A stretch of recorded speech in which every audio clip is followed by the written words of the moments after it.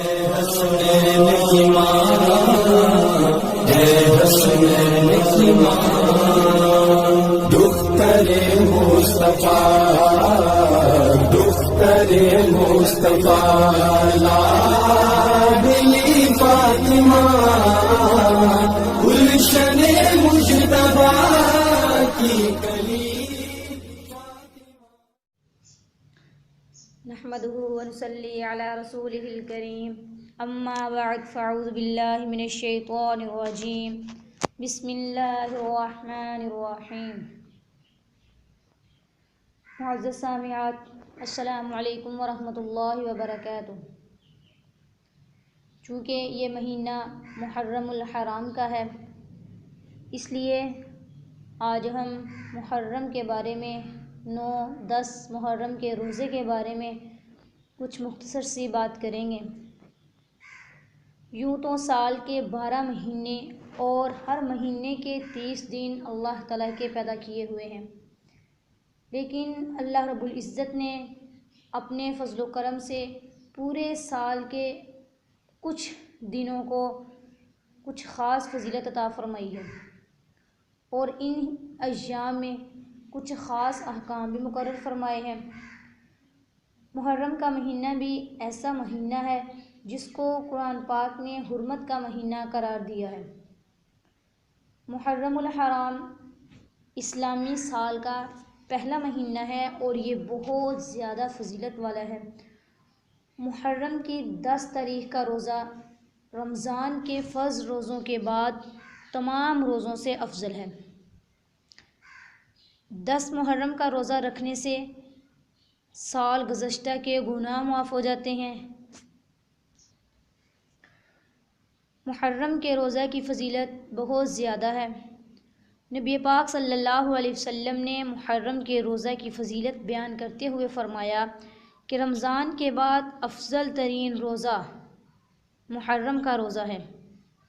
اور ایک دوسری حدیث مبارکہ میں بھی آتا ہے کہ حضرت عبداللہ بن عباس رضی اللہ تعالی عنہ فرماتے ہیں کہ رسول اللہ صلی اللہ علیہ وسلم نے 10 محرم کا روزہ رکھا اور لوگوں کو بھی اس کے رکھنے کا حکم دیا.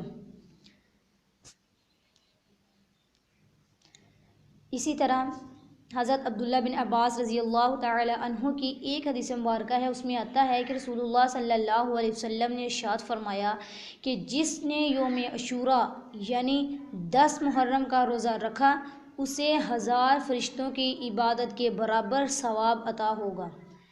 یعنی جس شخص نے 10 محرم الحرام کو روزہ رکھا اسے 1000 فرشتوں کی، فرشتے 1000 سال عبادت کرتے رہیں تو یہ شخص جو 10 محرم کا روزہ رکھتا ہے تو ان فرشتوں کی 1000 سال کی عبادت کے برابر اس شخص کو ثواب ملے گا.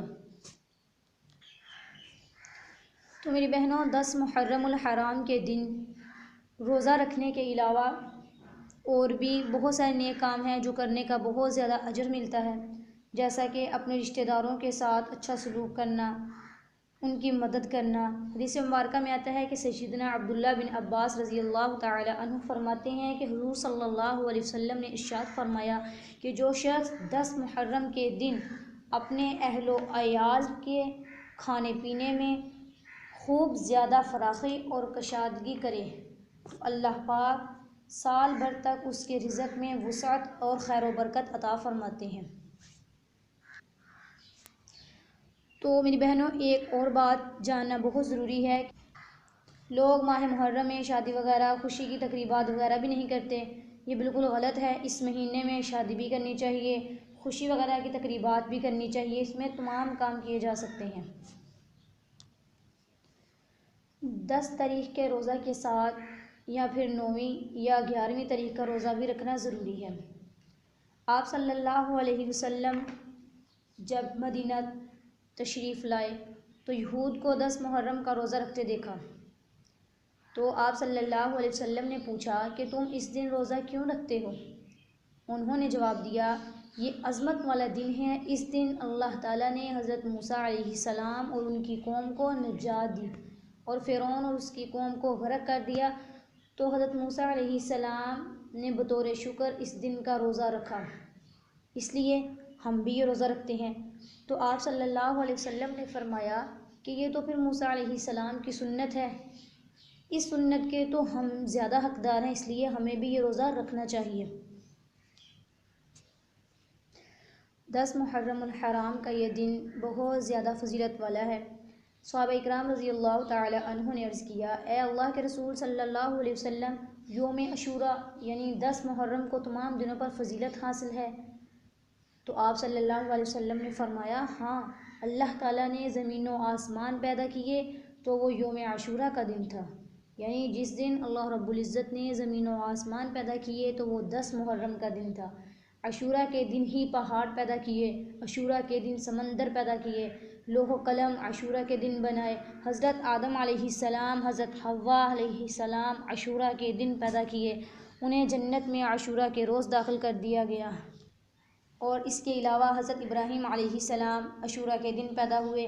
عاشوراء کے دن اللہ تعالیٰ نے انہیں آتش نمرود سے نجات دلائی۔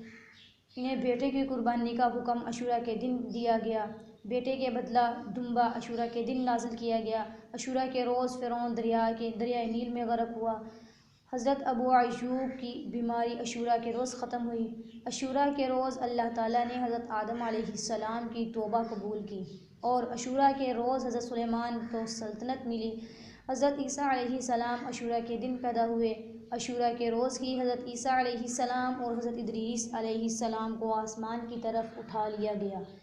ایک روایت میں ہے کہ نبی کریم صلی اللہ علیہ وسلم کی ولادت بھی عاشوراء کے روز ہوئی۔ تو میری بہنوں، یہ دن اتنی عظمت والا ہے کہ اس دن اللہ تعالیٰ نے 10 نبیوں کو 10 انعامات سے نوازا۔ نمبر 1، عاشوراء کے دن اللہ تعالیٰ نے حضرت آدم علیہ السلام کی توبہ قبول کی۔ نمبر 2، عاشوراء کے روز حضرت ادریس علیہ السلام کو اللہ تعالیٰ نے آسمان پر اٹھایا۔ نمبر 3، عاشوراء کے دن حضرت نوح علیہ السلام کی کشتی طوفان سے نکل کر پہاڑ پر پہنچی تھی۔ نمبر 4، عاشوراء کے روز حضرت ابراہیم علیہ السلام پیدا ہوئے، اسی دن انہیں خلیل اللہ کا خطاب ملا، اسی دن ان پر آتش نمرود گلزار بنی۔ نمبر 5، حضرت داؤد علیہ السلام کی غلطی عاشوراء کے روز معاف کی۔ نمبر 6، حضرت عیسیٰ علیہ السلام کو عاشوراء کے روز اللہ تعالیٰ نے آسمان پر اٹھایا۔ نمبر 7، عاشوراء کے روز ہی حضرت موسیٰ علیہ السلام اور بنی اسرائیل کے لیے دریا میں راستہ بنا اور فرعون دریائے نیل میں غرق ہوا۔ نمبر 8، عاشوراء کے روز ہی حضرت یونس علیہ السلام مچھلی کے پیٹ سے باہر نکلے۔ نمبر 9، عاشوراء کے دن ہی حضرت سلیمان علیہ السلام سلطنت کے وارث ہوئے۔ نمبر 10، ایک روایت کے مطابق عاشوراء کے روز ہی حضرت محمد صلی اللہ علیہ وسلم پیدا ہوئے۔ تو میری بہنوں، اس دن کی بہت زیادہ فضیلت ہے۔ ایک حدیث مبارکہ میں آتا ہے کہ جس نے یوم عاشوراء کو کسی یتیم بچے کے سر پر محبت بھرا ہاتھ پھیرا تو یتیم کے سر کے ہر بال کے بدلے اللہ تعالیٰ اس کا ایک درجہ بلند فرمائیں گے۔ اور اس کے علاوہ روزہ دار کا روزہ افطار کرنے کا ثواب بھی بہت زیادہ ہے کہ 10 محرم کے دن جس نے کسی روزہ دار کا روزہ افطار کروایا تو اس کا بھی بہت زیادہ ثواب ہے۔ حدیث مبارکہ میں آتا ہے کہ جس نے یوم عاشوراء کی شام کسی روزہ دار کا روزہ افطار کروایا اور اسے کھانا کھلایا، اس نے گویا پوری امت محمدیہ صلی اللہ علیہ وسلم کا روزہ افطار کروایا اور اسے پیٹ بھر کر کھانا کھلایا۔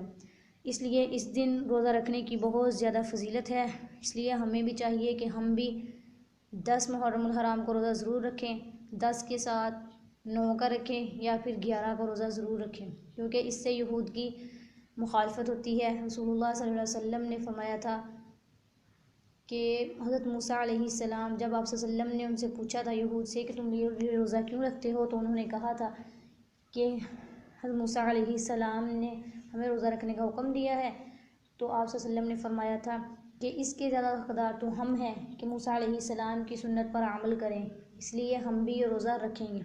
تو اللہ تعالیٰ ہمیں بھی محرم کا روزہ رکھنے کی توفیق عطا فرمائے۔